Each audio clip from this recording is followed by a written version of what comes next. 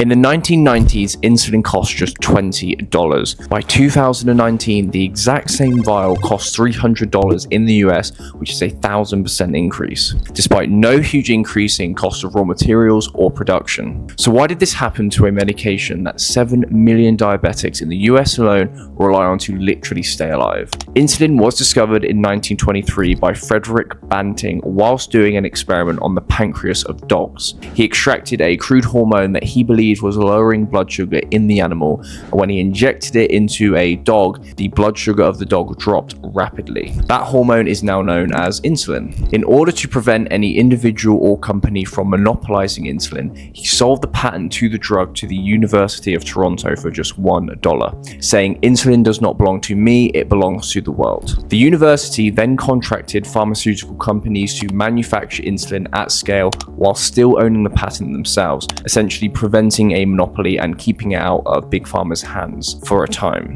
Then the pharma companies realized if they made a slight change to insulin, like longer or shorter lasting insulin, they could essentially create a new product and a new patent. This is known as evergreening. Over time, the pharma companies stopped making the original insulin and only made the new insulin that they own the patents for.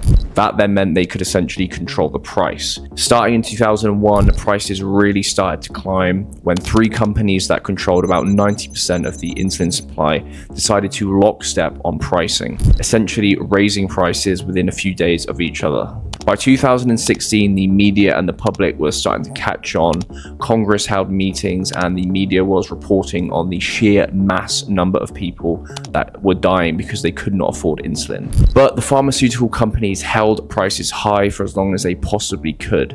It wasn't until 2023 that all three manufacturers decided to slash prices. This was under immense public pressure, lawsuits, and the Inflation Reduction Act. While this is positive, it is still a drop in the ocean when you consider that this happens to medications across the board. Pharmaceutical companies file patents, secure monopolies, and extract every last dollar of profit they can from people who desperately need the medication to survive, whilst knowing that the higher the price, the more people will die due to not being able to afford the medication. So long as medication patents are allowed, the insulin story will just repeat itself over and over. If you are like me and trying to live a healthy lifestyle without relying on Big Pharma, check out my company, Natural Foundation Supplements. We offer 3 for 2 on third-party tested natural supplements.